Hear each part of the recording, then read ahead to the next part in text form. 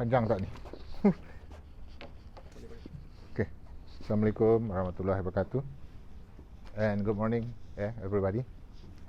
So thank you very much, Dr. Sahwan, for the nice introduction.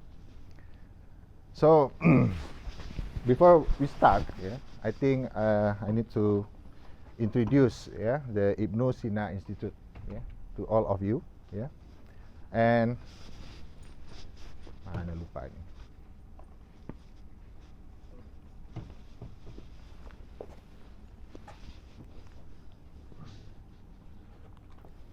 Okay.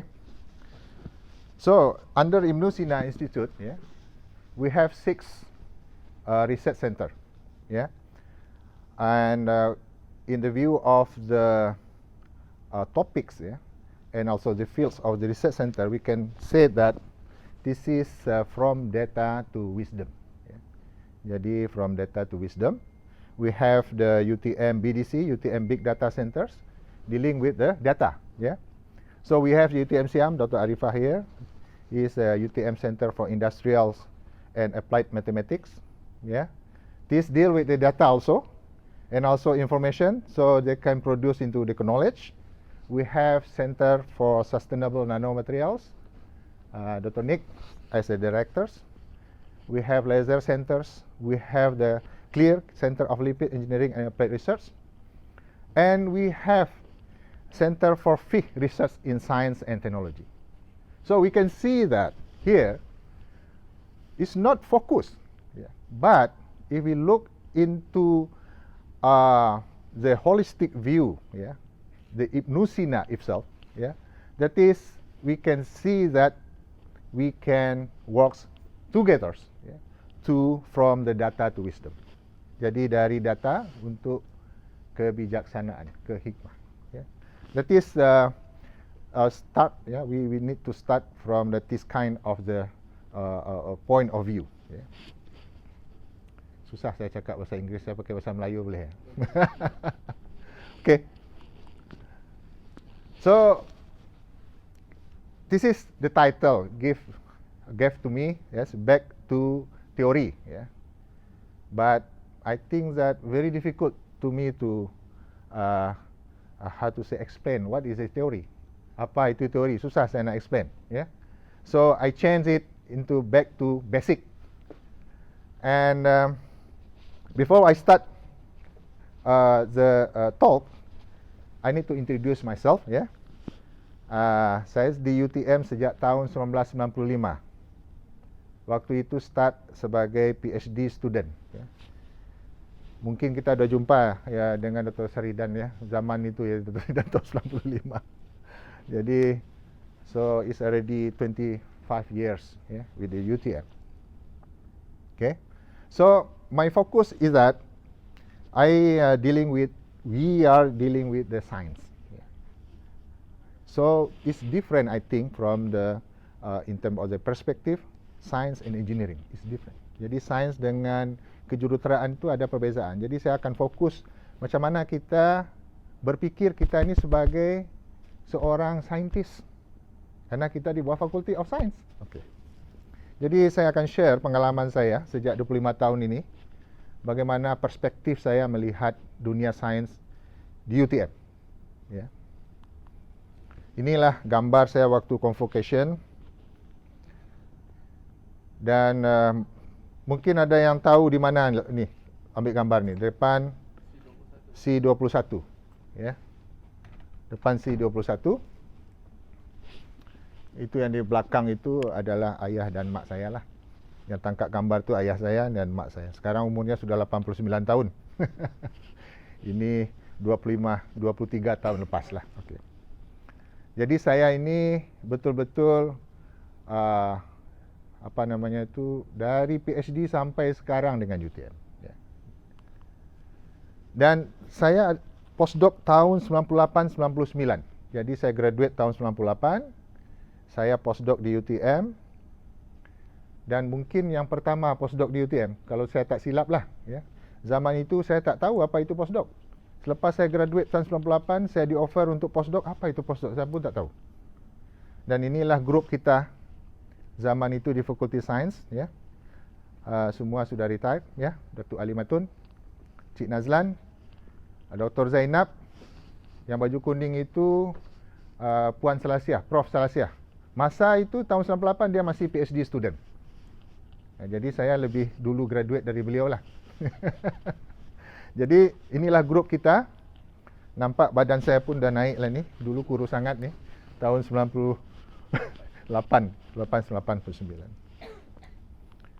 Kemudian career saya, entah bagaimana caranya, saya pun tak tahu ni, tiba-tiba saya sampai di Sapporo. Di Sapporo, di Hokkaido University sebagai postdoc, ya, as a postdoc under supervision of the Professor Ohtani selama 3 tahun, ya. Dari 99 sampai 2002 saya di Hokkaido University. Dan saya tak berfikir balik ke Malaysia sebenarnya. Kalau tidaklah Prof Ali Matun, Datuk Ali Matun datang ke Sapporo bujuk saya untuk pindah untuk join dengan Ibnu Sina, saya pun tak ada berfikir untuk balik ke Malaysia. Tapi karena dia, Hadi, kita perlu orang apa semua segala macam, tahun 2002 saya putuskan kontrak saya dengan Hokkaido University, saya berpindahlah ke UTM sampai sekarang. Okey. Dan mungkin ada yang pernah tengok gambar ni. Ini Dr. Sheila yang posting di Facebook. Yang tadi, profesor tadi itu, Ohtani yang masih ada rambut. Tahun lepas sudah hilang rambutnya. Profesor Ohtani. Kemudian saya cakap dengan Profesor Ohtani. Profesor Ohtani, saya punya student. Saya nak dia itu PhD di bawah beliau lah. Dia reply, senang aja dia reply. If you recommend her, okay, I will accept. Itu saja. Datanglah Sheila ke situ, dia PhD dengan Ohtani. Makanya ini ada 3 generasi lah, 1, 2, 3.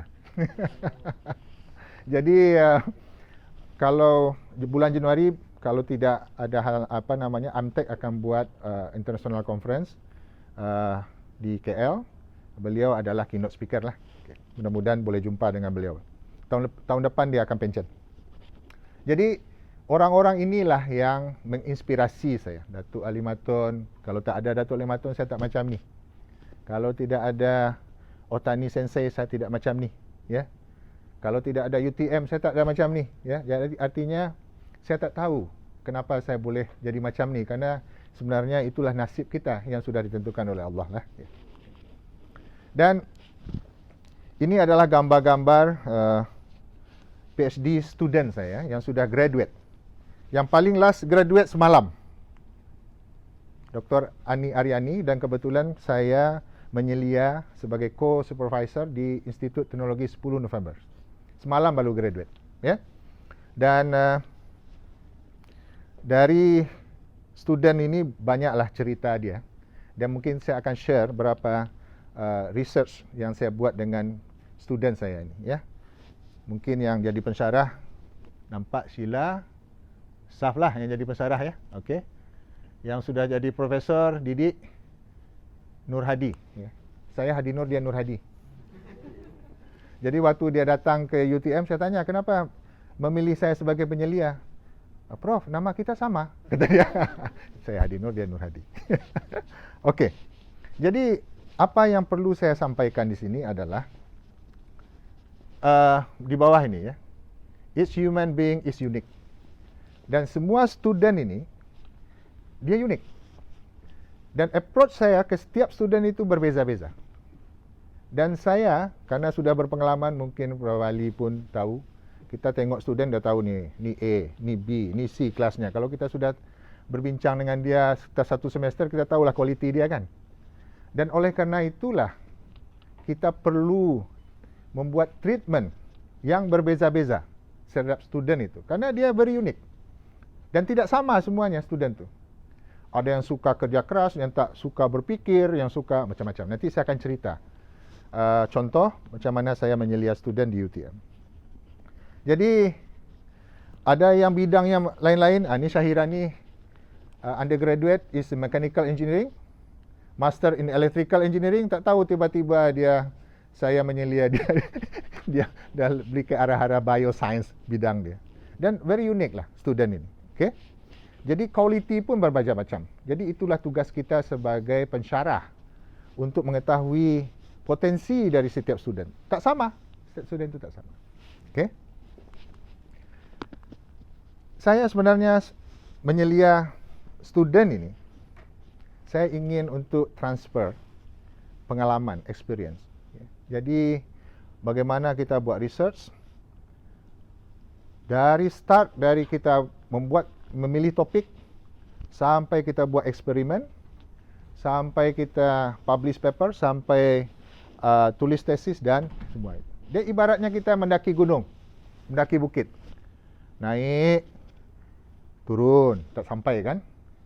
Dan kita bayangkan kalau seandainya kita itu mendaki bukit, perjuangan kita mendaki bukit, tak sampai kita turun, kemudian ada batu, kita cari jalan yang lain. Dan itu adalah menurut saya perlu kita treat student seperti itu supaya dia faham bahawa research itu bukannya mudah. Bukannya mudah research itu. Itu yang paling penting daripada papers kalau menurut saya lah. Dan saya nanti akan ceritakan macam mana kita walaupun student itu bersusah payah, tapi akhirnya selepas dia PhD dia cakap dengan saya, "Wah, Prof, rupanya pengalaman selama 3 tahun, 4 tahun tu berkesan untuk saya." Inilah yang menjadi message yang paling penting sebagai kita sebagai pensyarah. Dan kalau kita sudah sampai ke puncak, ini saya pergi dengan Prof Sugeng almarhum ini, pergi ke Gunung Bromo. Beliau yang tangkap gambar ini, ya. Apa yang akan kita tengok dah sampai ke puncak? Dengan usaha kita sampai ke puncak, apa yang kita tengok adalah pemandangan yang indah. Jadi ini message yang penting untuk student sebenarnya. So the experience di dalam buat research itu yang penting. PhD ini proses. PhD ini education. Itu yang kita perlu tekankan di dalam di universiti ini. Bagaimana kita seronok di dalam buat research itu, ya?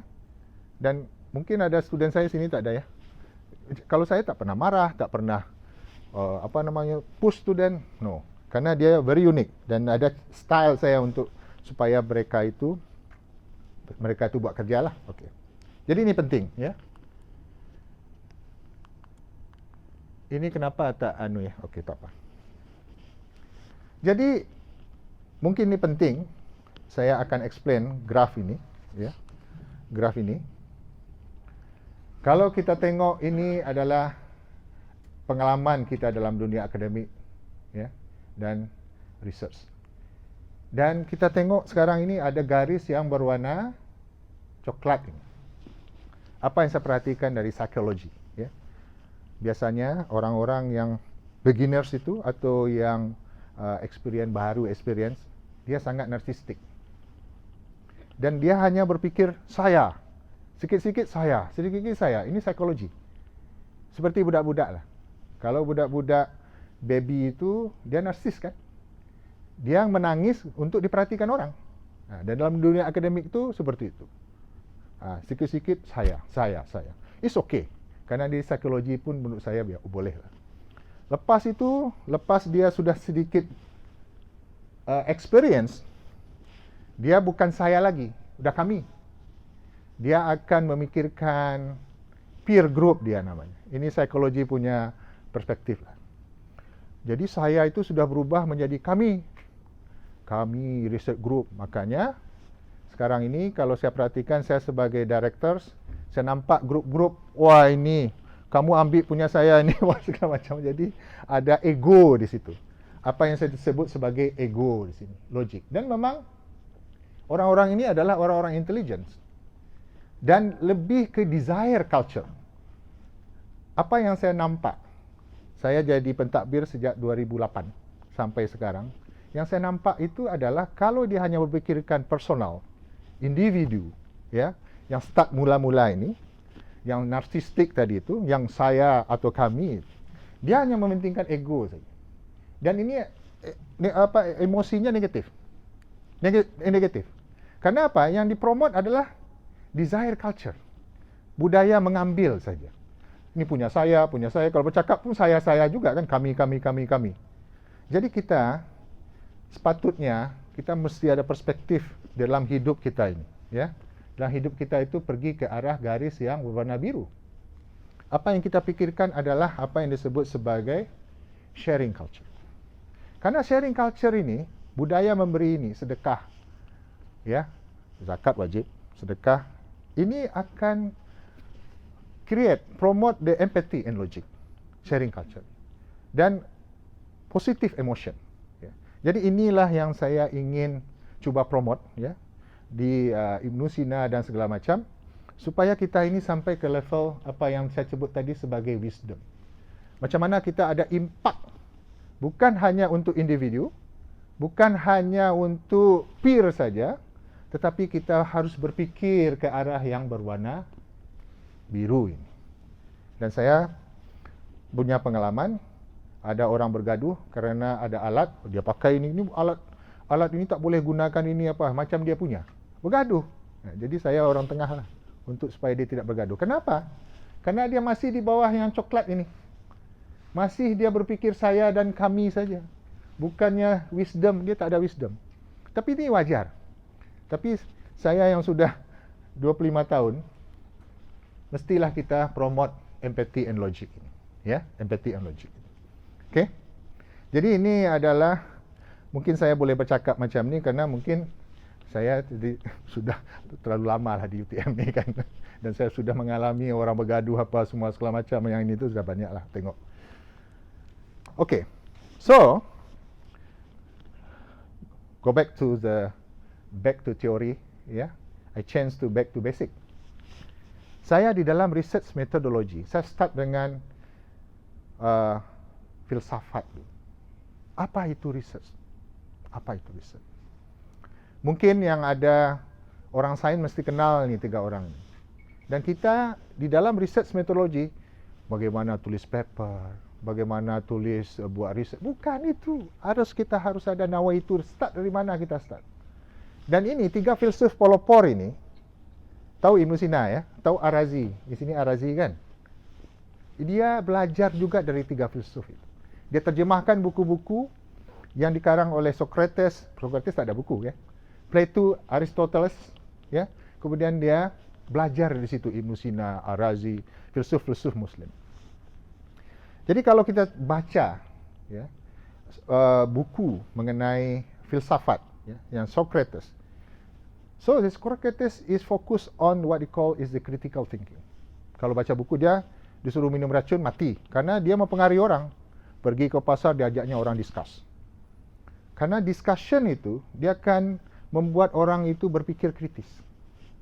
Saya pelik kalau ada student dengan pensyarah itu tidak pernah discuss.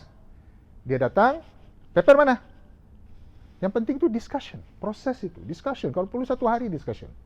Saya kalau discussion sampai 12 malam pun dengan student saya happy, ya. Jadi critical thinking itu, Socrates cakap itu sangat penting untuk promote kita supaya mencari kebenaran. Kemudian muridnya Plato, dia bercakap bahawa yang paling penting itu adalah true ideas, ide sejati. Ya, ide sejati. Dan Aristoteles, dia cakap bahawa ini tak penting, ini muridnya semua, bahawa yang paling penting itu adalah observation and experience, pengamatan dan pengalaman. Jadi 3 tokoh ini perlu kita ketahui bahawa mereka lah sebenarnya meletakkan basic dari research. Jadi berdasarkan pemikiran ketiga ini, itulah perkembangan ilmu pengetahuan itu macam sekarang. Itu yang saya cakap, itu back to basic. Kita harus melalui 3 prinsip. True ideas. Harus ada pemikiran ideas yang baru, student kita nanti. Bukan kalau kita nak produce paper banyak, senang saja. Ada kawan yang 1 hari discuss, okey, besok langsung masuk amal. Tak ada suruh student itu membuat critical thinking. Itu cara dia, okey, tapi cara saya tak macam tu. Kita harus betul-betul melalui proses research metodologi yang benar, ya. Kalau perlu buat proposal tu 2 bulan, 3 bulan sampai discuss, sampai betul-betul kita ada idea. So I have the new student Gozlan, yeah. So we need to think about the proposals. So yesterday I already gave you the topics you need to think. To use a fuzzy logic, to use the DFT in your research. So macam tu caranya sampai kita betul-betul, ni Aminah juga ada. Sampai kita critical thinking. So the important thing is that we need to formulate the concept. Kalau boleh kita berfikir idealnya, wah ini teori yang baru. Katanya kita ni orang sains. Kalau orang engineering, it's no problem. Orang engineering ganti saja ini dari kayu, ini dari besi, konsep sama. Itu engineering. Kita ni orang sains. Mesti deep cara berfikir kita. Ya, mesti deep cara berfikir kita. Ideas itu sangat penting. Okay. Jadi ini yang saya pikir penting, what we call is the epistemological process. Oleh karena itu, ada orang cakap saya tak fokus buat riset. It's okay, no problem. Tetapi, so the niat saya adalah bahawa setiap student yang tadi saya letak itu, researchnya berbeza-beza. Ada yang buat katalis, ada yang buat coating, macam-macam. Karena apa? Very unique. Dan saya ingin satu projek itu satu student ini supaya dia itu betul-betul mendalami proses buat research itu dari start, dari curiosity tadi. Curiosity, kita berfikir curiosity dan menjadikan dia itu knowledge. Dan untuk menjadikan knowledge itu kita perlu experience and reason. Dan sekarang ini saya mencoba sekarang di Ibnu Sina, kalau boleh Dr. Arifah, kita collaborate ya. Experimentals yang kita buat di kimia, kita support dengan theoretical computational. So yang dicakapkan oleh Aristoteles bahawa experience and reason tadi, pengamatan dengan dengan eksperimen tadi itu, itulah yang akan support knowledge kita. Dan akhirnya kalau dia sudah betul-betul teruji, akhirnya dia akan menjadi science. Kita di bawah Faculty of Science. Dan kita kadang-kadang lupa epistemological process ini. Kita lupa. Dan banyak, kenapa? Yang kita kejar bukan ini. Yang kita kejar bukan ini. So, ada Nobel laureate, kalau saya baca, tapi sangat inilah. Yang Nobel laureate ada dua yang DNA itu kan. So, apa yang dia cakap? Cuba cari di Google.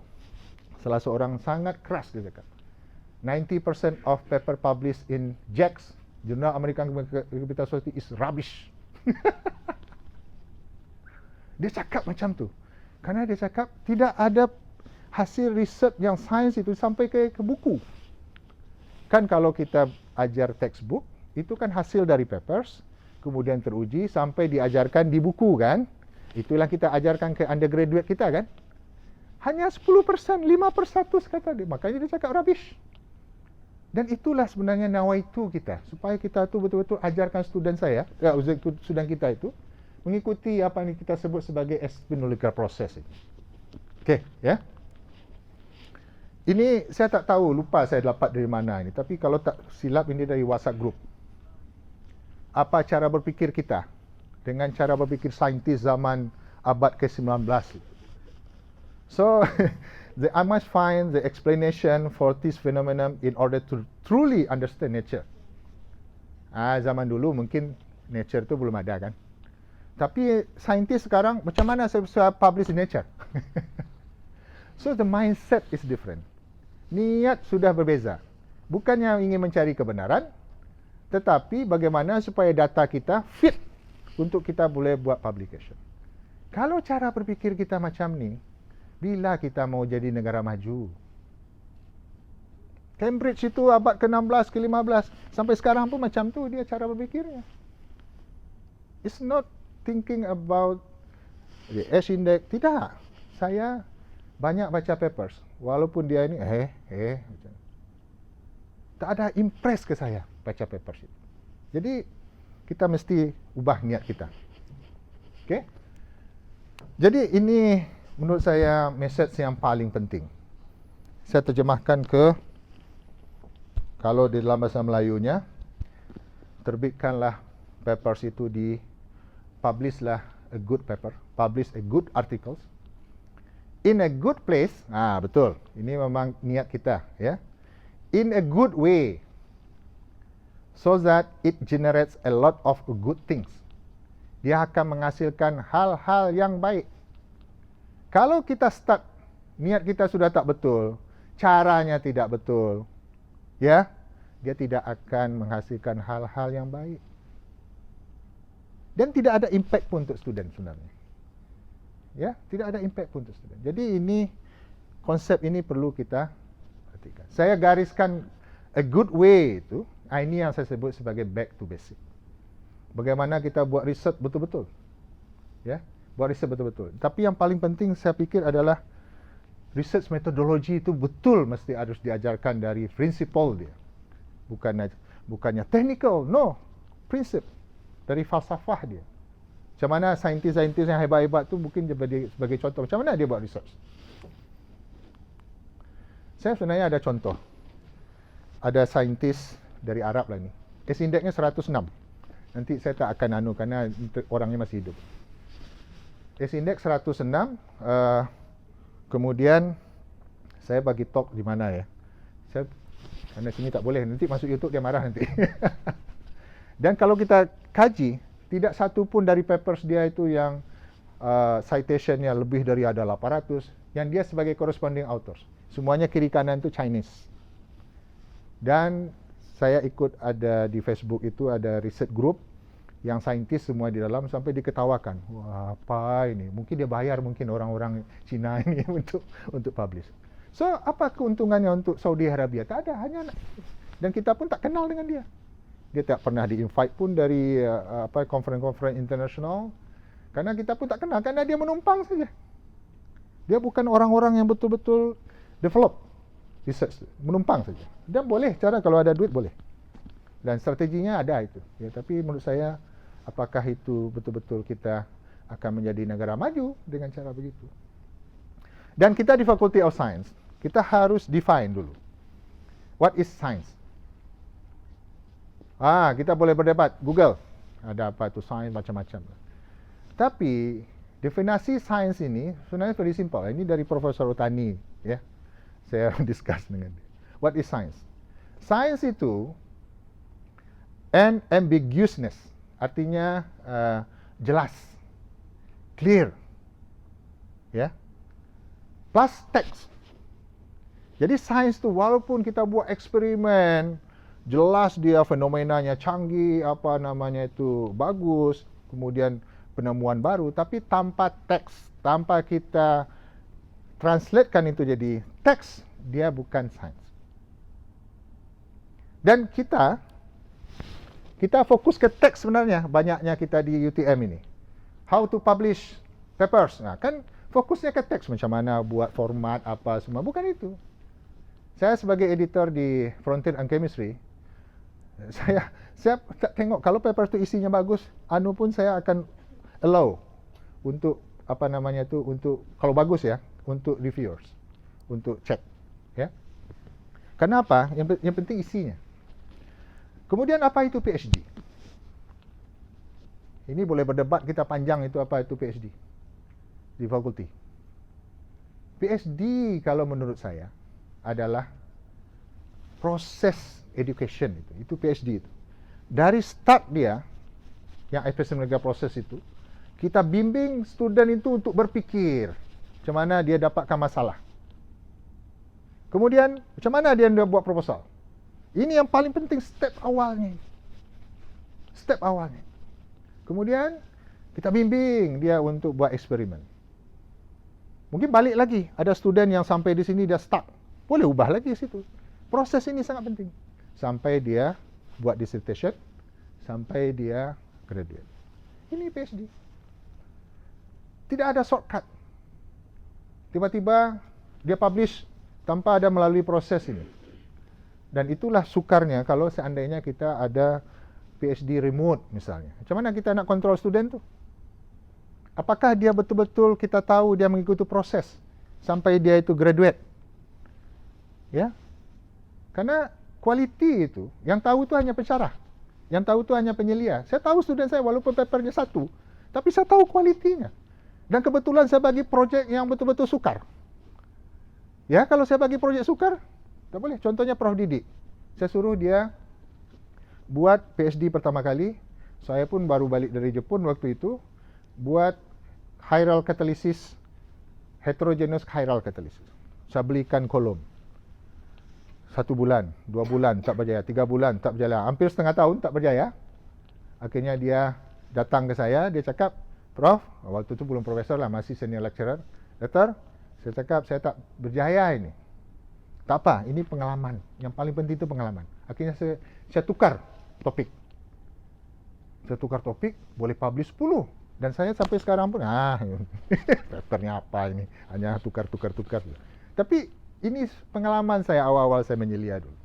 Kadang-kadang ada student yang betul-betul, yang ingin dia, challenge dia, wah saya nak ini. Kita follow. Mungkin dia, quality dia sampai ke tahap itu, keinginan dia sampai ke tahap itu. Apa itu research? Nah ini kita berdebat panjang lah. Dan apa itu originality? Kita mesti define juga, karena dalam sains itu yang paling penting itu originality. Bukan not new, no. Ini first time kita jumpa ini apa, boleh publish, boleh. Tetapi saya sebagai editor, saya akan tengok originality itu. Oke. Nah ini originality itu, yang pertama apa? Universality.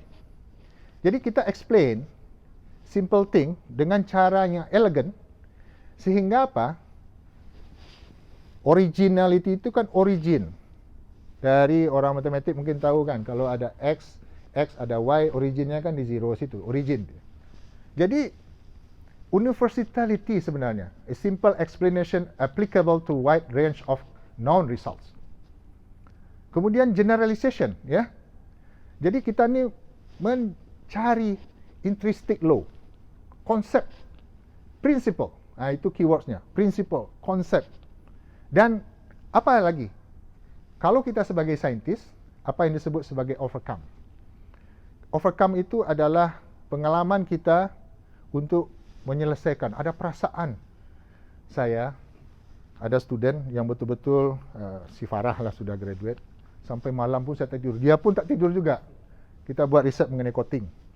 Lepas coating tu tak boleh tak boleh kita scrape pun dia tak lepas itu karbonnya. Sampai seminggu, 2 minggu, 3 minggu. Kita pun macam mana ya? Why? Akhirnya apa? Karena saya dari riset grant, saya decide untuk explain why tadi itu, hantar XPS. XPS satu sampel 500 ringgit kan? Saya hantar 40 sampel. Hanya ingin untuk mengetahui rasa ingin tahu saya. Akhirnya jumpa Otani Sensei datang ke sini, Profesor Otani, saya suruh kita discuss hampir setengah hari. Dia pun pening kepala. Tapi kita berusaha, akhirnya papernya baru 1 bulan accepted without revision. Dan kita submit 52 muka surat 1,5 spacing itu. Kemudian ada supplementary data. Sangat komplit dan saya pun happy. Walaupun satu kita pun ada rasa overcome itu. Ini yang paling penting untuk kita didik student kita itu sebagai saintis, rasa itu. Dan untuk transfer ini sukar kalau kita betul-betul pensyarah tidak pernah pun merasa seperti ini. Ya, kita hanya happy dengan output saja, bukan proses itu. Okey? Kemudian presentation. Presentation ini juga penting, ya. Bagaimana kita buat presentation untuk memberikan strong impact. Kita fokus hanya ke sini saja, betul tak? Hanya presentation, papers, macam mana format, macam mana ini, nak tulis apa semua. Just do it. Saya pun tak pernah ikut bengkel-bengkel apa-apa. Hantar reject, lama-lama pandai sendiri. Okey. Ini yang juga paling penting. Good research practice requires proper supervision and training. Betul-betul kita train student itu, ya kalau buat strategi kiat-kiat, saya sebenarnya simple aja. Kalau ada rakan di UTM yang nak publish banyak, ya buat gotong royong aja. Ada satu research project, 5 PhD student ganti. Kemudian dalam Viva itu, student yang satu lagi Viva kok sama ya? Bezanya sedikit aja. Tapi publicationnya banyak. So what? Ya. Kita tidak ajarkan apa namanya yang tadi itu, yang apa experiential process itu. Good research practice encourage openness and dissemination of results. Good research practice require proper maintaining and storing of records. Ini sangat-sangat penting. Ini sangat penting. Ya. Saya ada jumpa kawan lah, profesor di Universiti Malaya. Saya tak sebut namanya. Lalu dia cakap dengan saya, Prof Hadi, saya punya PhD student dari Iran. Selama 3 tahun dia publish 16 papers. Terkejut, 1 bulan 1, 1 bulan 2. Saya terkejut. Saya cakap dengan, Prof, kalau saya jadi dekan, saya panggil tuh student dengan penyelianya. Mana logbook? Logbook, paper ini ambil dari mana? Ambil dari mana? Karena saya 3 tahun postdoc di Jepun, 3 paper saja. Itu pun kerja siang malam. Karena tak logik bagi saya. Bidangnya mirip-mirip dengan saya, kan? Tak logik. Macam mana dia boleh sampai seperti itu? Apakah betul-betul di supervise? Apakah betul-betul ada integriti dia? Apakah betul-betul dicatat tak semua research? Logbook ini sangat-sangat penting. Nanti saya akan tunjukkan, ada orang yang tidak punya logbook publish Science Nature, akhirnya dia fabricated data. Okay. Kemudian good research practice require high quality output. Ya, kita semua agree. Kita semua agree. Jadi scientific integrity itu, inilah. Ya, kita perlu ada good research practices. Ya, okay. Good research requires times. Tak ada riset yang 1 bulan 1 paper. Saya pun pelik saya kalau melihat orang, macam mana dia berfikir terlalu dalam ya 1 bulan 1. Tak tahu ya, saya pun tak tahu. Okay. Ini, choice of research topics. Supaya kita ingin menjadi seperti saintis di negara-negara maju, mungkin rakan-rakan ada yang graduate Dr. Siti Aminah dari Oxford, apa semua segala macam, mungkin ada pengalaman bandingkan dengan kita di sini. Ya. Macam mana dia memilih research topics. Ya, research topic. Dan saya faham Dr. Siti dia pernah publish in Nature Communication kan, betul-betul baru kan, betul baru, new things. Ya, kita memilih research topik ada traps. Yang pertama yang disebut sebagai sleepwalking research. Sleepwalking tu mimpi berjalan macam tu kan. Itu bukan level kita. Itu level di top institute. Harvard, okay, IBM. IBM ada namanya research grant yang khusus untuk sleepwalking research ni. Karena dia tak tahu hasilnya macam mana. So, one of the examples adalah Polywater ini. Saya sebenarnya boleh klik ini. Jadi Polywater ni the famous example. Dia cakap bahawa air itu secara ilmu kimianya dia boleh dibuatkan sebagai polimer. Boleh klik itu, type Polywater di Google akan keluar. Sehingga apa? Kalau jadi polimer, dia akan mempunyai density yang lebih besar dari 1. Sehingga boleh digunakan untuk kapal selam. Ya. Sehingga dia banyak dapat grant dari ini di US ya. Tapi ini sleepwalking. Grant banyak dapat berjuta-juta tapi tak terbukti. Itu bukan kita ya. Itu negara-negara maju macam tu. Kalau dia buktikan boleh dapat Nobel. Yang kedua adalah negative improvement research. Dan apa yang disebut sebagai tool driven research. Apa yang kita buat sekarang adalah improvement saja. Development kalau ada perkataannya. Kita tukar makin sikit, bukan makin sikit. Itu disebut sebagai improvement research. Kemudian ada tool driven research. Contoh penentuan, kalau ada tahu data in brief ya. Kalau ada jurnal namanya data in brief. Hanya data saja. Itu tool driven research. Hanya mengumpulkan data, so what? Hanya sekedar tahu saja orang. Ini choice dari kita. Dan saya tahu bahawa untuk yang banyak publication itu kita harus pergi ke sini. Improvement research dan tool driven research ini akan banyak publication, tapi tidak ada impact. Hanya orang sekedar tahu saja, oh ya, oh ya. Oh ya. Walaupun banyak paper, oh banyak ya itu saja. Dia tak ada, wah ini orang tak impress. Jadi good topics itu seperti apa? Good topics itu research is driven by important scientific issue that are tackled with all the tools available. Ini contoh. boleh klik yang ini. Siapa yang maaf, klik yang link tu. Prof Kanuzari domain tu klik. Oh, tak payah. Ada slide saya lupa saya. Ya. Good research topic ya. Ini saya kenal dengan Prof Domain ini. Jadi Prof Domain ini dialah orang yang pertama yang start PhD-nya dengan photocatalytic water splitting. Dia adalah penyelianya Dr. Lenny di Tokyo University. Ya. Dan penyelia dia ada profesor terkenal, saya lupa namanya. Dan profesor dia Domain Sensei ini, dia ada profesor lagi. Dia punya PhD student itu orang-orang hebat semuanya. Lain-lain topiknya, ya. Dan waktu PhD dia jumpa photocatalyst, dia start 1986 ada yang disebut sebagai quantum efficiency dalam photocatalyst. Dia start 3% saja. Dan dia fokus, konsisten dalam buat research. Karena ini adalah topik yang didrive oleh scientific issue, macam mana kita nak utilize energi dari cahaya itu atau solar energy itu untuk kita gunakan efisien untuk convert menjadi energi untuk splitkan air menjadi hidrogen dan oksigen. Dia start seperti itu, quantum efficiency 3%, 10%, 30%, 50% tahun 2000. Dan akhirnya apa? Setelah dia pensiun, dia baru pensiun 2 tahun lepas. Sekarang dia di Hsinchu University.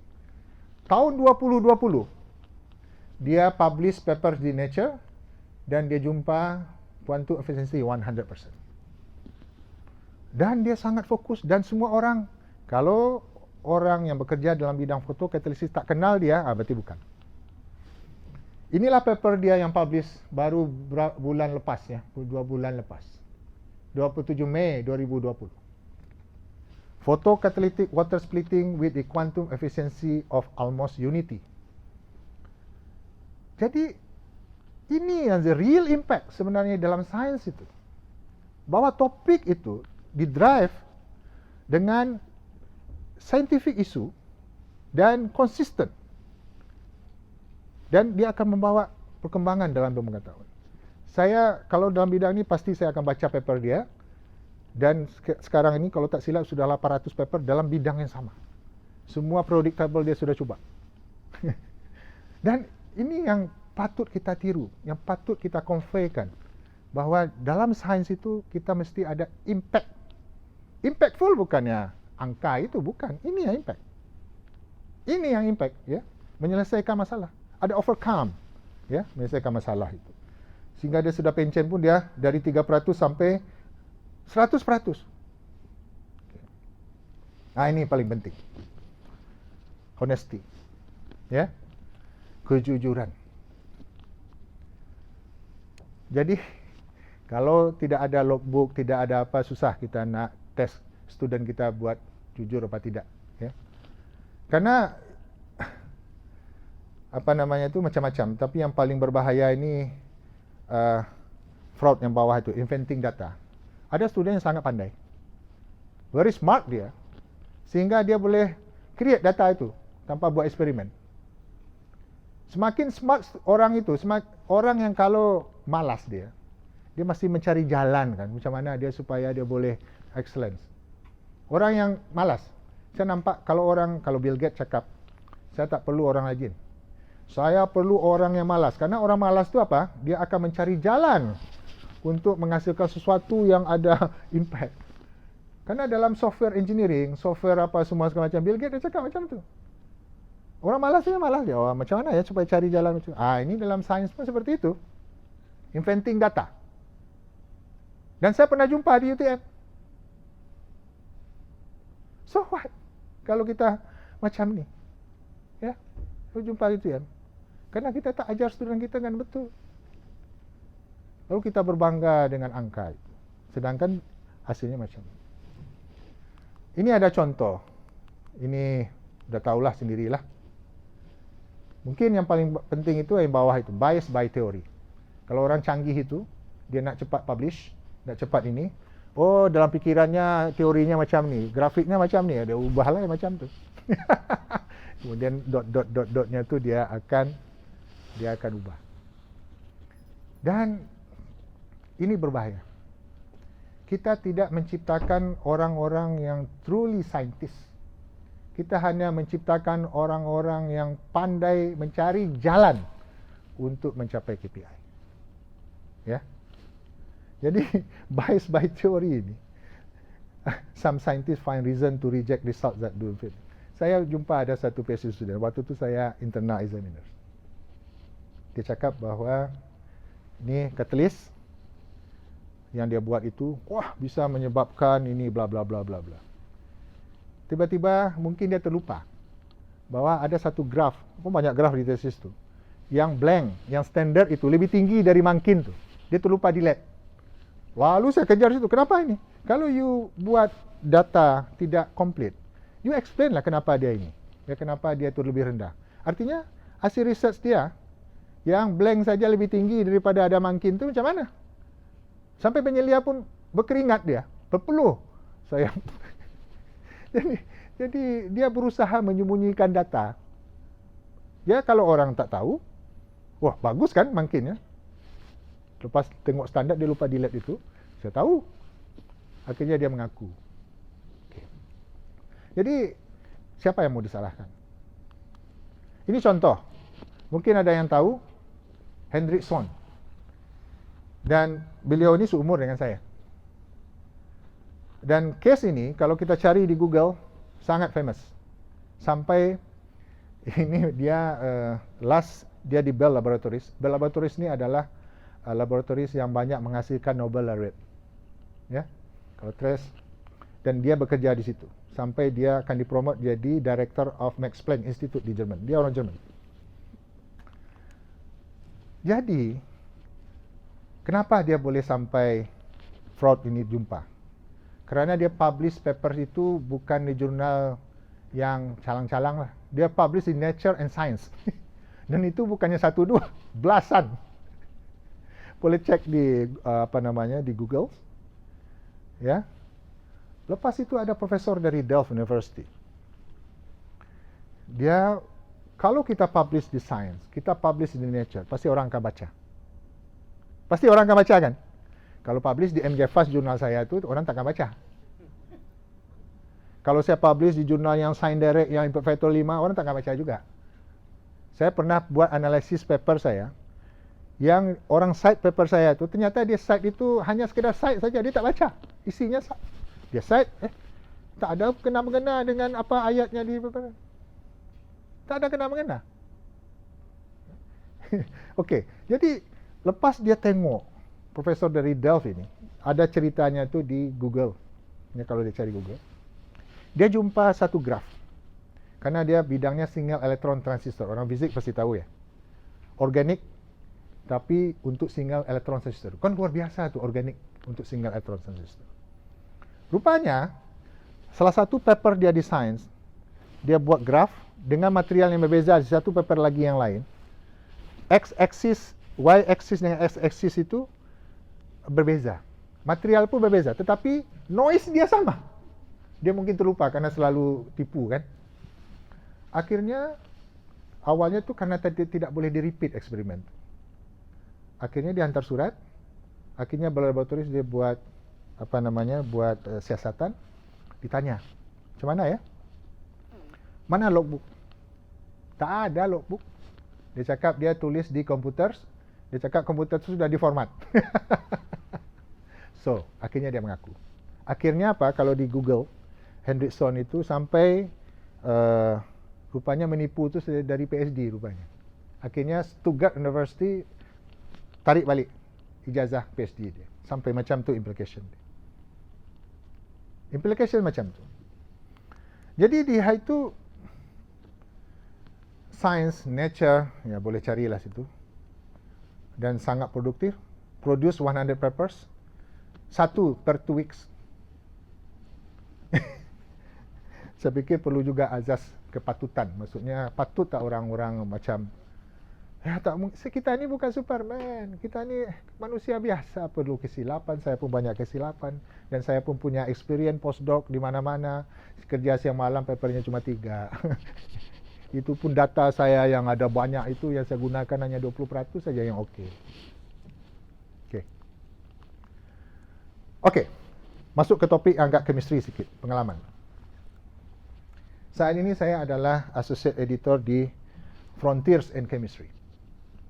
Dan jurnal ini jurnal yang agak unik. Karena apa? Karena nama editors dan nama reviewers ditulis.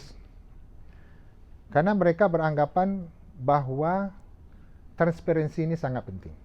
Jadi kalau ada kesilapan di papers, yang bertanggungjawab bukan author saja, editor bertanggungjawab, reviewers bertanggungjawab. Kenapa dia lepaskan papers itu?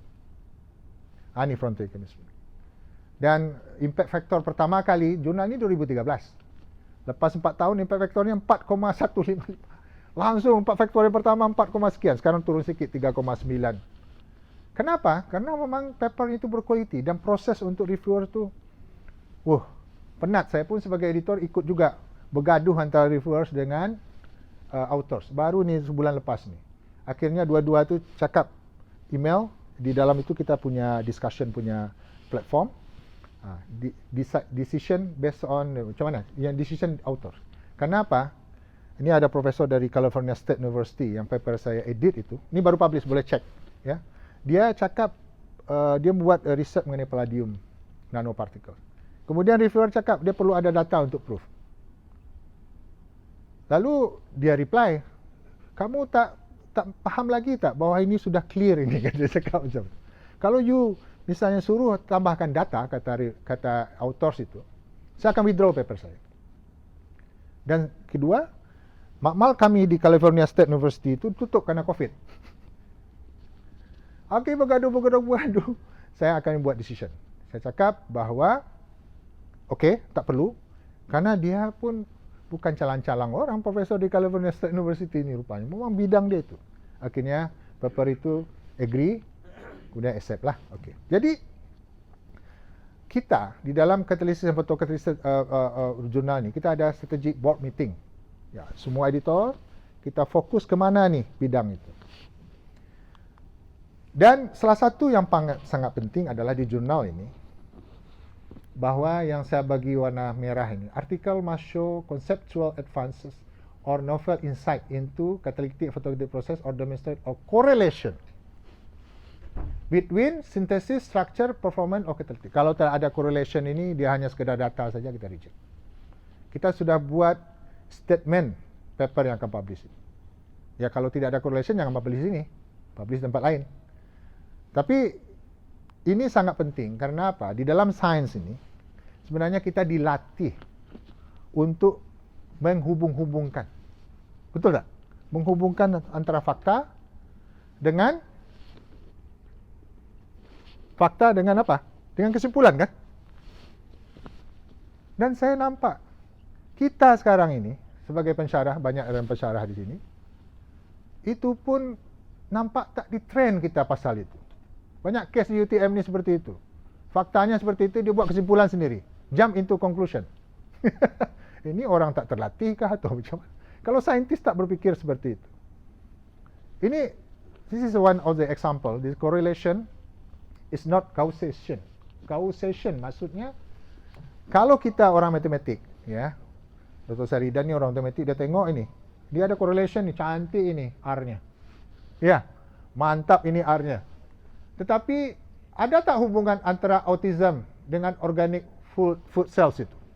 Macam mana ya hubungannya? Saya pun pelik, di UTM pun ada juga orang buat macam tu. Apa hubungannya? Sampai disiasat segala macam. Artinya, orang sains yang terlatih itu, dia perlu memikirkan correlation ini. Bukan hanya, saya pun tak tahu apa hubungan autism dengan penjualan daripada bahan organik itu, makanan organik. Ini contoh satu lagi yang boleh klik di Google ini. Correlation between the rock music quality US oil production. Wah, apa kualiti musik rock mempengaruhi US oil production. Jadi, apa yang saya nampak sekarang ini, kita mesti didik critical thinking. Itu proses itu sehingga kita betul-betul very sharp di dalam kita berpikir, ya, di dalam kita buat research. Ini saya waktu ada stop, mungkin Dr. Arifah pernah tengok juga ini. Yang menghubung-hubungkan itu saya tak tahu dalam bahasa Inggrisnya apa. Memaksakan untuk hubungkan A dengan B itu, dipaksa-paksakan. Tadi kan dipaksakan namanya. Tak ada. Mungkin dalam bahasa Melayu ada istilah padan kan. Ini padan. Saya ini padan tak? Warna ini dengan ini padan kan. Tadi pagi saya ini bagus nih padan warnanya. Jadi dipaksakan padan itu disebut pandanologi. Memaksakan kehendak sebenarnya, memadan-madankan, mencuba-cuba supaya diketahui padan atau tidaknya. Dan tidak boleh seperti itu. Okey? Jadi di dalam sains itu kita mesti arif, mesti bijak bahwa kita melihat itu dari perspektif yang lebih luas lagi, ya. Jadi dalam sains itu perspektif itu sangat penting. Jadi kalau ada kisah The Blind Man and the Elephant ini, ada orang buta dengan gajah. Ya, namanya juga buta, dia tak tahu kan diraba-rabanya. Nampak ekornya, ini tali ya. Nampak kemudian kakinya, oh ini mungkin. Artinya apa? Kita sekarang ini lupa bahwa sains itu perspektifnya sangat luas. Dan kebenaran itu belum tentu kita cakap benar, belum tentu betul dari aspek yang lain. Ya, okey. Ini contoh. Saya bagi contoh betul-betul real apa yang saya buat waktu saya PhD dulu.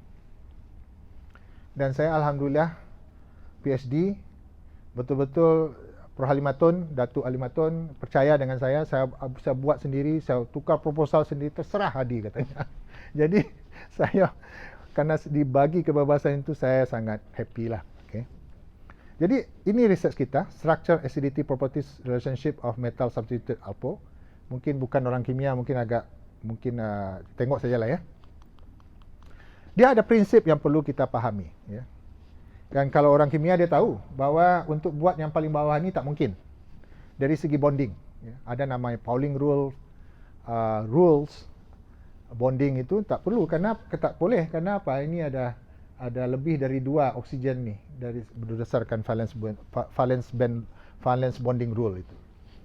Tapi ada juga orang yang tidak paham mengenai konsep, sehingga dia coba-coba juga buat yang di bawah ini. Kenapa? Kalau kita boleh buat yang di bawah ini, kita boleh buat base catalyst. Saya jumpa seorang postdoc, ya. Waktu itu saya pergi ke Tokyo University. Ini India ni. Dia cakap, dia paham. Waktu dia cerita apa, saya mau buat base catalyst, silikon phosphate. Dan penyeliannya Profesor Okubo. Ya, saya datang ke makmalnya.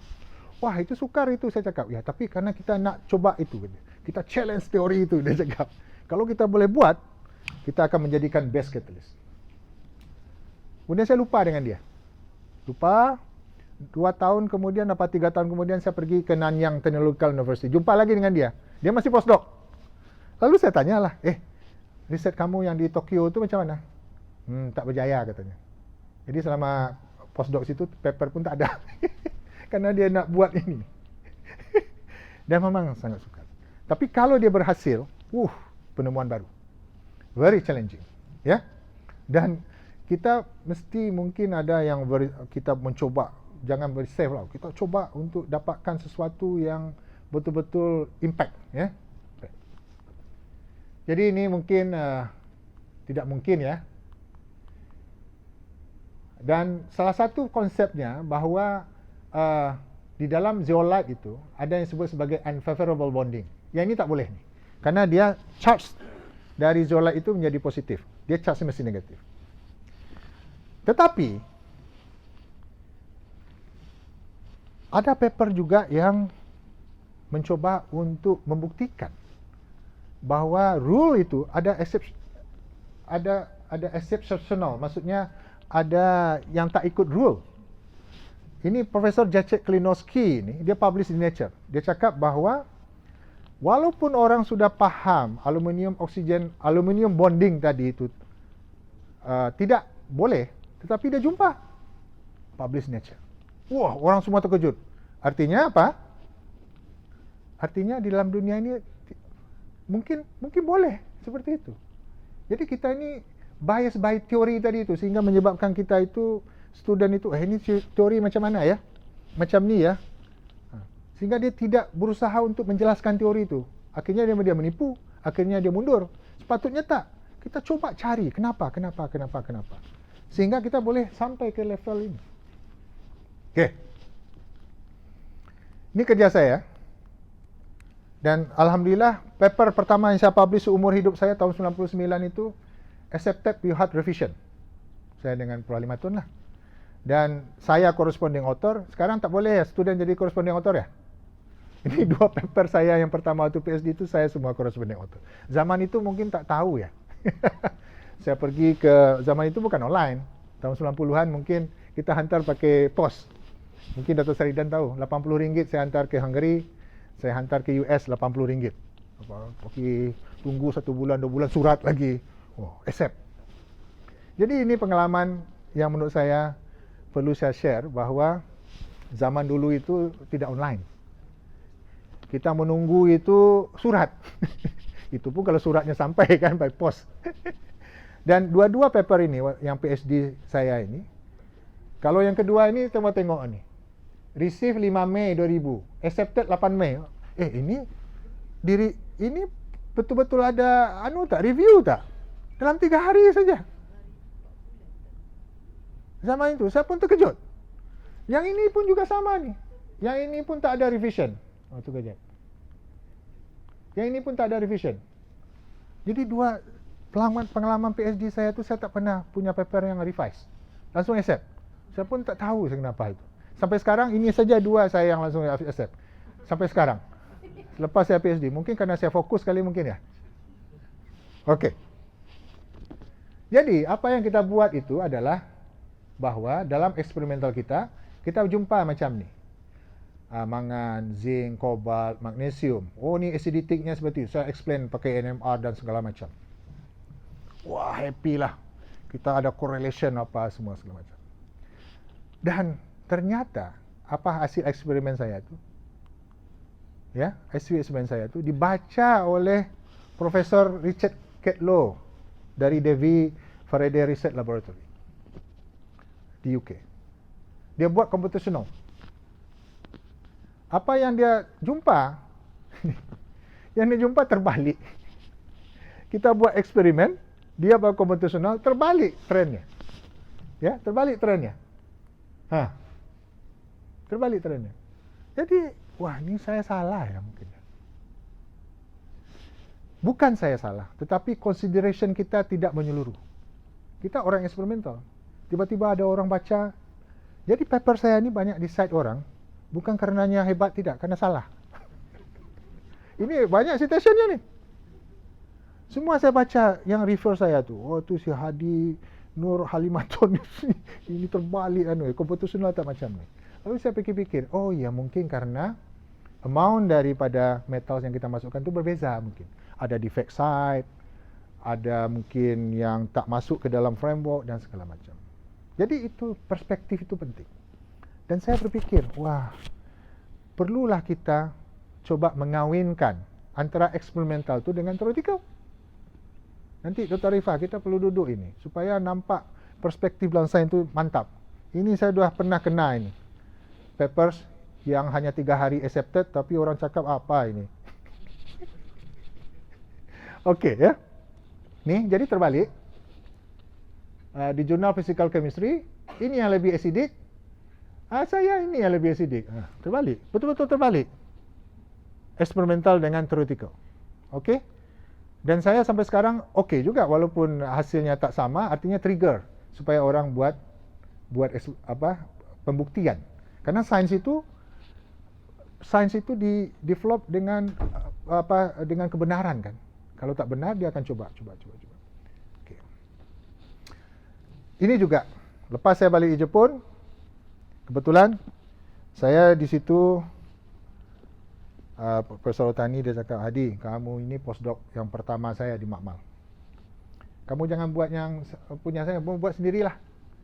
Akhirnya saya buat proposal yang akhirnya ada yang disebut sebagai phase boundary catalysis. Mungkin coba boleh Google lah. Kita publish pertama tahun 2000, The New Concept in Catalysis. Ya, kita publish di Kemkom, jurnal katalisis. Konsep still okay, tetapi application, wah, untuk apa ya? Dan saya continue ini, ini notebook saya. Boleh tengok cantik kan?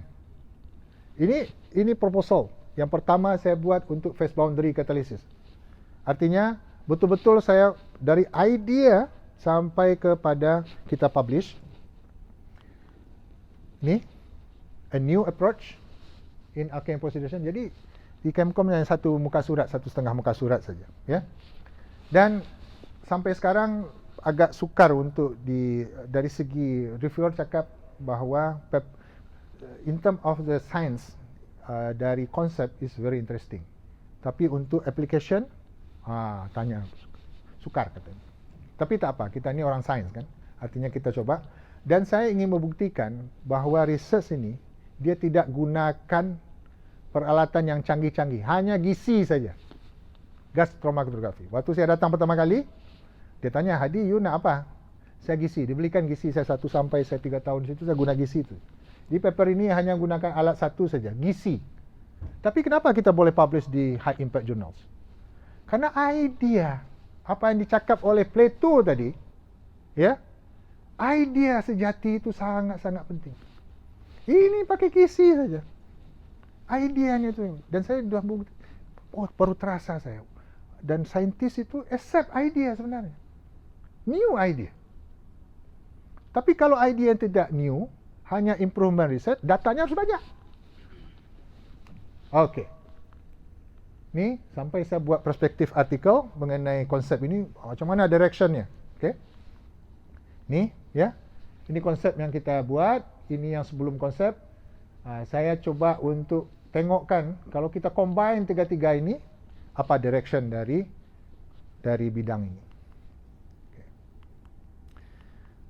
Okay. Berapa lama lagi? 10 minit lagi. Okay. Jadi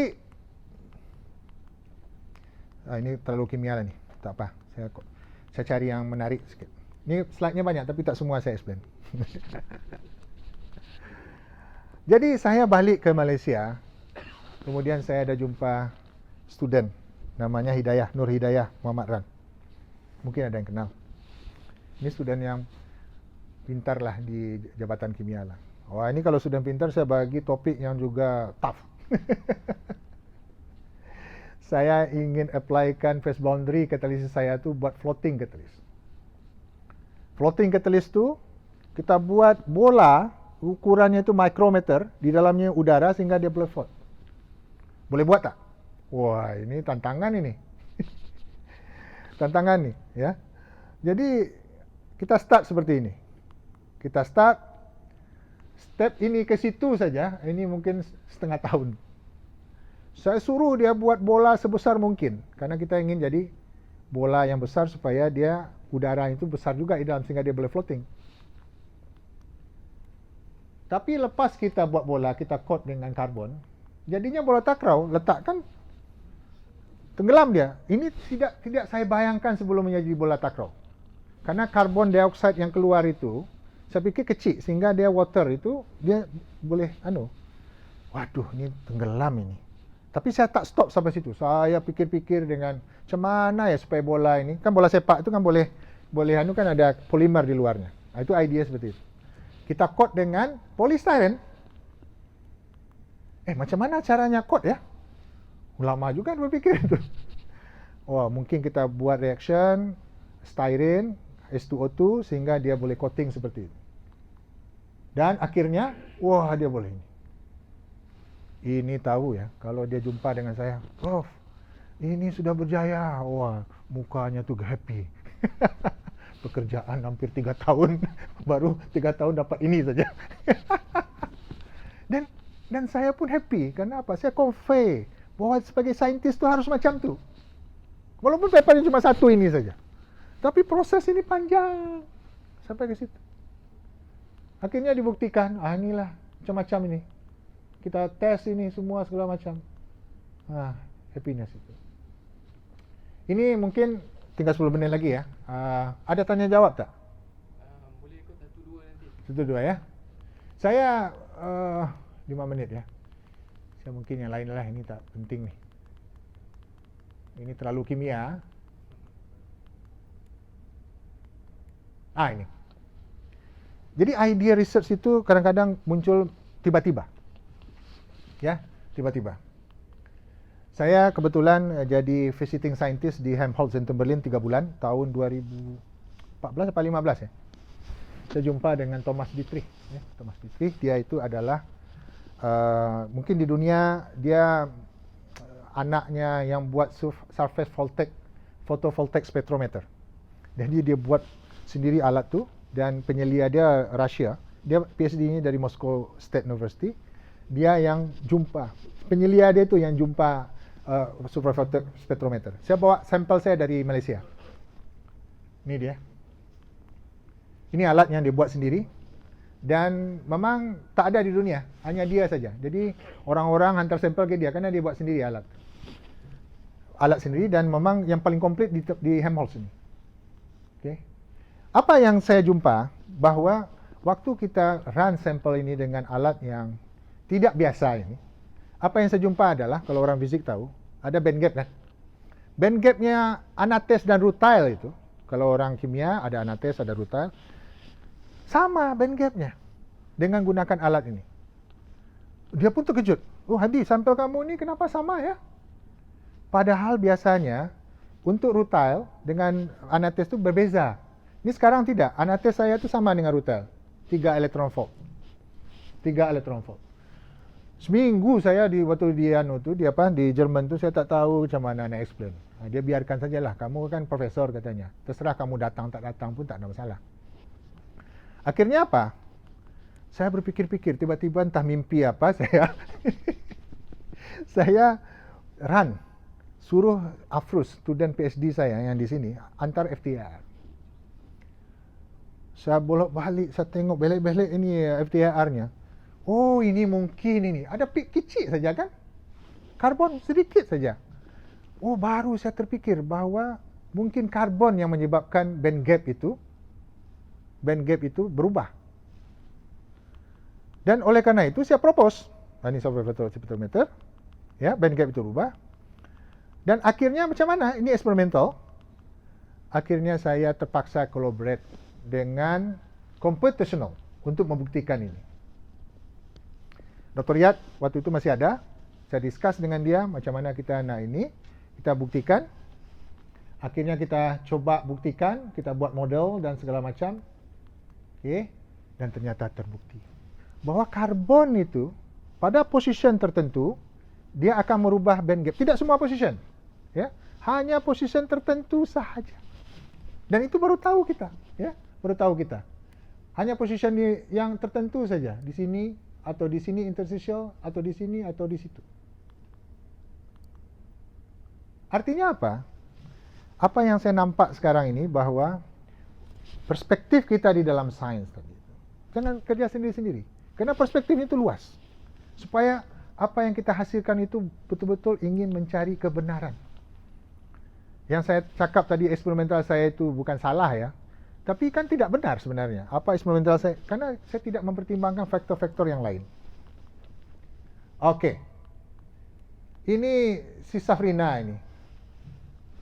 Ada yang tak kenal Safrina tak sini? Safrina datang? Tak ada. Ini PhD dia. Ini pun tough juga.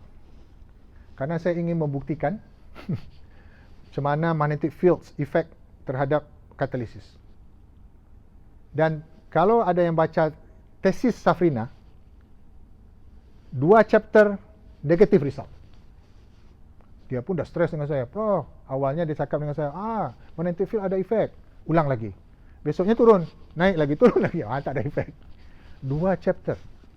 Akhirnya apa? Kita jumpa yang positif hanya 1 saja waktu kita sintesis. Dan inilah hasilnya. Ini Safrina buat. Dan papers ini di-reject 6-7 kali. Kenapa?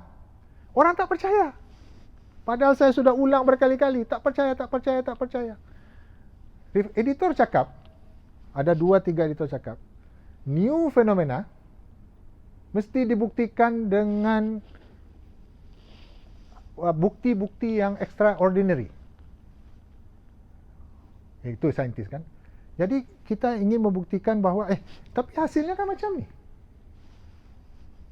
Saya present di Perancis waktu itu, ada profesor dari Austria, dia cakap, macam mana boleh ya?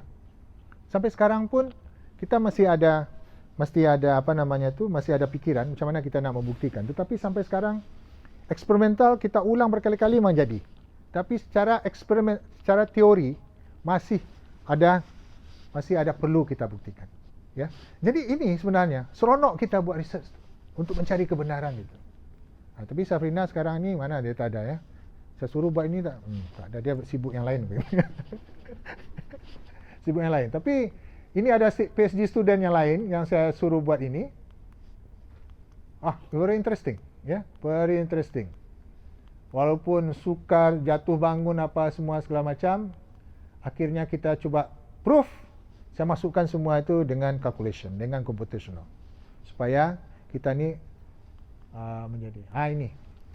Saya cerita sikit lah, last ni, mungkin 2 minit, 3 minit. Saya cakap tadi awal bahawa PhD student itu very unique. Dan kebetulan kalau tengok 33 PhD student saya yang sudah graduate itu, 70% perempuan. Permasalahan perempuan ini, tak, waktu dia register PhD, dia masih single. Kemudian semester kedua dia kahwin. Kemudian mengandung. Mengandung itu ada masalah lah waktu kehamilannya apa semua segala macam. Dan Siti Hajar ini anak dia ini setelah melahirkan ada jantung berlubang. Sekarang belum operate lagi, sudah 4 tahun. Mungkin tahun ini akan operation lah. Karena di operation untuk nutup jantung berlubang tu perlu umur 5-6 dia biar kuat sikit. Saya pun stres. Dia pun pensyarah di UiTM. Dan dia pun ada kontrak dengan UTM 3 tahun mesti lulus kan? Inilah masalah. Kemudian ayahnya meninggal dunia. Mak dia pun, mertuanya pun meninggal dunia. Jadi banyak sangat yang dihadapi oleh dia. Jadi saya pun susah. Saya pun susah ni, macam mana nak buat supaya dia graduate. Karena dia tak boleh masuk amal. Dan anak dia di ICU. ICU tak tahu saya, mungkin dekat 6 bulan, 7 bulan di ICU. Karena pas lahir jantungnya langsung berlubang kan. Jadi, apa yang saya pikirkan, macam mana tak boleh masuk amal, data macam mana, akhirnya saya switch. So, switch supaya dia boleh bekerja di rumah, menggunakan, itu yang saya bincang pakai Fuzzy. Makanya tesis dia adalah Structure Photocatalytic Activity Relationship of Carbon Dot Titanium Dioxide Analyzed by Density Functional Theory and Fuzzy Logic Graph. Kalau pakai Fuzzy Logic Graph di rumah pun boleh. Saya suruhlah dia belajar sendiri. Kemudian ada Profesor Wan Daud, siapa nama itu yang dari UiTM tu. Saya suruh belajar dengan itu. Sir Daud. Akhirnya dia graduate juga. Jadi kita ini mesti, setiap student tu berbeza-beza. Kita harus ada cara jalan macam mana dia boleh ini. Dan saya pun berterima kasih dengan adanya kes macam ni, sehingga saya pun, riset saya sudah ke theoretical. Sudah ada fuzzy, ya kan? Jadi ini, kita nak relatekan structure properties itu, kita gunakan fuzzy logic graph. Okay? Jadi, kita gabungkan antara experimental works dengan computational dengan mathematical method fuzzy logic graph. Dan bincang dengan Prof Tahir waktu itu, dia tak faham kimia kan? Jadi harus deal kita macam mana, ini yang low, ini yang medium, ini yang high, orang kimia yang boleh tahu. Tapi metodnya orang matematik yang tahu. Jadi ini tak bincang pasal logic graph itu. Dan kenapa saya pilih fuzzy logic graph? Karena datanya tak lengkap. Ini bukan statistical analysis, bukan ya Prof ya. Statistical itu datanya harus banyak kan. Fuzzy ini dia tak perlu complete pun okey, asalkan boleh masuk dalam MATLAB itu certain number, kita boleh buat prediction, ya. Jadi problem imprecise, incomplete dan segala macam. Okey, kita gabungkan dengan DFT. Ini data dia pun tak complete sebenarnya. Karena dia tak boleh datang masuk makmal, anak dia sakit. Ini kan kosong ni, kosong. Saya suruh masuk makmal, tak payahlah. Kita gunakan fuzzy, boleh tak kita buat conclusion? Kita gunakan DFT. Ini DFT. Okey. Wah, ini Cripps graph. Betul ya Cripps? Cripps atau Cripps? Chris. Tak, maksudnya ucapannya. Saya si Niki cakap, Prof salah itu ucapannya. Cripps. Tak betul tahu. Okey, Cripps graph. Akhirnya kita buat conclusion. Dan saya gunakan fuzzy ini. Ini baru publish, baru impress nih. Baru minggu lepas. Mungkin satu-satunya papers review articles. Orang buat review artikel kan biasanya, wah ini kutip-kutip sana, ini future direction. Tak. Saya buat review artikel, saya guna fuzzy untuk analyze. Ini future direction berdasarkan fuzzy. Wah. Sebenarnya ada 5 reviewers, 3 reject. Dia bercakap tak boleh. Karena saya menggunakan data satu dari penyelidik saja. Profesor Otani, sensei saya tu. Data dia saja saya gunakan. Saya review artikel yang tidak menggunakan data dari berbagai macam. Hanya satu researcher saja saya gunakan. Inilah dia. Dan saya dedicate lah untuk sensei saya. Saya tulis ada dedication untuk hari jadi dia yang ke-64. Jadi waktu saya email dia pun terharu. Wah, kata dia. Mana ada review artikel dedicated untuk dia dan yang kita analisis paper dia sahaja. Jadi mungkin itu. Oleh karena itu inilah kesimpulan kita bahwa perspektif kita harus kita luaskan, wisdom, dan janganlah kita ini bergerak semakin tua kita semakin ke arah garis biru tadi, wisdom tadi itu. Yang kami tadi itu untuk semua, sharing culture, ya, sharing culture. Dan filosofer kita cakap tadi itu back to basic, bahwa ada critical thinking, genuine idea, kemudian observation, ya, dan semua segala macam Aristotle itu harus kita jalankan di dalam kita buat research. Ini. Terima kasih. Sudah 1,5 jam ya. Okey, Assalamualaikum warahmatullahi wabarakatuh.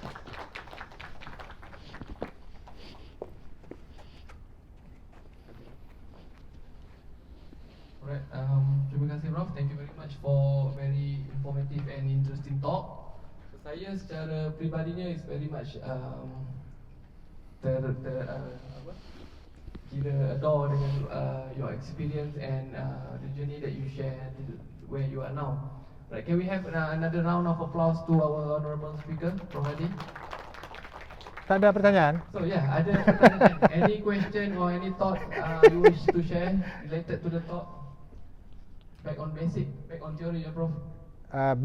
Back to basic, ya. Back to basic. Back to basic is means that we need to follow the proper way to do research. So ada soalan? Any question related? Prof, I have one question myself. Yeah. Begini Prof, to go back to basic is one thing lah, right? Sometimes we have time, we go back to lab, baca artikel, and kuatkan kita punya literature review. And then to stay focused for a long time tu is another thing. Macam Prof sudah berkhidmat 25 tahun, tapi you manage to stay focused for quite a long time lah. Macam mana Prof? Kalau macam saya ni kadang-kadang we got distracted, kita tinggal kerja-kerja fundamental ni sebab kita terbeban dengan kerja lain. So boleh tak Prof share tips on how do you stay focused for quite a long time on this one? Message saya semua simple saja. Ini kembalikan ke niat kita. Dan niat kita ini sebenarnya jadi pensyarah itu untuk apa? Itu yang pertama. Yang kedua adalah kita ini hidup terhad. Dan sangatlah bodoh kita kalau hidup kita itu membuat kita stres. Kita mesti enjoy. Makanya saya dulu di website saya cakap bahwa research is enjoyable. Mesti enjoy. Dan saya mungkin dengan student saya tak pernah marah, tidak pernah apa. Karena saya ingin supaya research itu enjoy. Makanya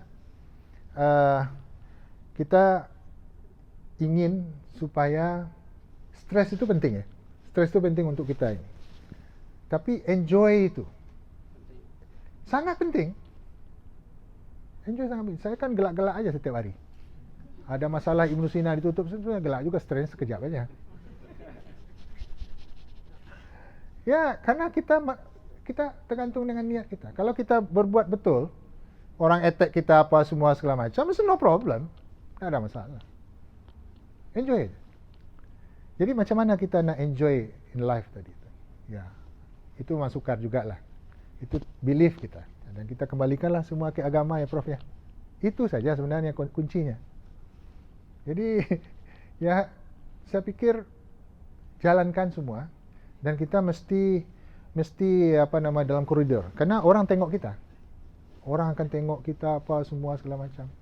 Orang mungkin ada perception dengan kita. Tak ada masalah. Kenapa kita nak berpikir orang tengok kita? Saya tak peduli saya. Kalau tengok saya macam ni, inilah saya. Jadi enjoy saja. Enjoy. Orang macam-macam terhadap saya, tak ada masalah, apa urusan. Itu akan menyebabkan kita ini tak enjoy. Jadi hidup ini sekejap. Dan saya pun setengah umur saya sudah di UTM. Jadi inilah yang saya rasakan bahwa kita mesti menikmati hidup kita yang sekejap ini. Ya, sekejap. Jadi mungkin ya simple saja sebenarnya. Tipsnya simple saja. Dan usahakan untuk sharing tadi. Saya tidak, ide saya dicuri orang semua, tidak ada masalah. Semakin kita memberi kepada orang, semakin kita mendapat lebih daripada itu. Ini prinsip. Ini prinsip. Jadi problem kita sekarang ini adalah yang tadi itu, yang garis berwarna coklat tadi itu. Mungkin saya boleh kembali lagi ke situ. Terlalu jauh ya. Nah, ini perspektif saya lah ya. Ini personal. Mungkin top manajemen tak suka tengok saya buat macam ni. Tapi ini personal saya. Selepas saya hampir setengah hidup saya di UTM ini, apa yang kita nampak sekarang ini adalah susahnya. Banyak sangat slide ni.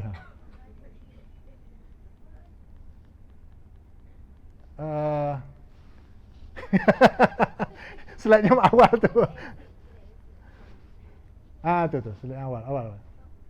Saya sebenarnya satu slide pun cukup saya nak bagi supaya ini menjawab ke semua pertanyaan tadi tu. Tak? Yang bawah lagi. Lagi. Ni. Tak, bukan atas. Ini negative emotion. Kalau orang yang berpikir saya, kemudian ada competition, kemudian ada apa semuanya, wah, tengok orang berjaya sikit aja hati macam wah, saya nak tunjukkan, pamer apa. Itu negative emotion.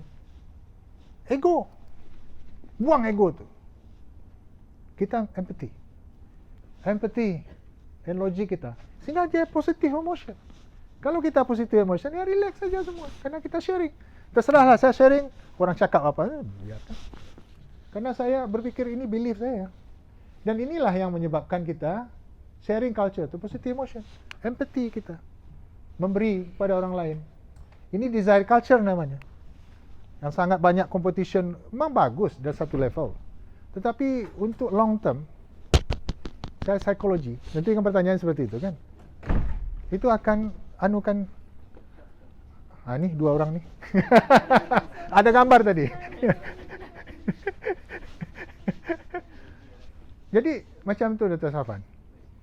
Artinya apa namanya tu, ini sharing saya lah, bahwa kita ini mesti, dan saya yakin yang muda-muda pensyarah itu, dia masih level ini nih. Level ni. Dan nampak kan? Proud. Wah, bangga. Ini semua. Ini narsis. Tapi kalau orang sudah hebat macam Profesor Sensei saya tu nak pencen tu, mana dia tak peduli dia orang tengok. Dia kerja betul-betul. Tak perlu orang tengok kita. Orang akan tahu sendiri. Dunia sekarang ni sudah open. Orang tahu. Orang akan analyze kita. Siapa saya, siapa orang. Jadi macam tu. Jadi kenapa saya boleh bertahan 25 tahun? Bukan 25 tahun. Saya kontrak sudah berapa lama ini bersambung itu tak ingat saya berapa kali. Karena Enjoy life, dan kita memberi, sharing. Nah, bahan kimia saya beri, datang aja ke saya, tak ada masalah. Research grant saya berlebih, saya bagi, betul tak? Jadi sharing. Kita, prinsip kita itu wisdom. Universiti sekarang ini kita boleh, rakan-rakan semua boleh berfikirlah, apakah sampai ke level wisdom? Tidak. Apakah kita empathy? Tidak. Yang nampaknya ego. Orang pintar semua tapi ego, proud, dengki, iri hati. Itu yang keluar. Oke, terima kasih. Itu sajalah. Lama-lama nanti tak selesai-selesai saya bercakap. Oke, terima kasih. Okey Prof, terima kasih sekali lagi. Dengan segala hormatnya saya ingin menyebut PM Dr. Nick untuk menyampaikan sijil cenah kepada our speaker. Itu gambar, tunjukkan gambar si Sila tadi itu.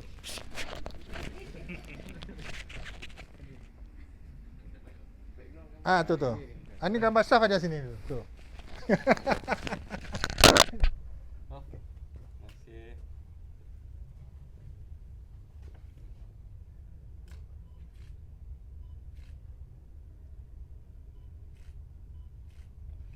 Saya mohon maaf ya kalau ada apa-apa cakap mungkin yang terlepas apa semua. Terima kasih Dr. Nick. Karena biasalah dia macam ni kan. Kena tak pernah dijemput di fakulti berucap. Okey, terima kasih.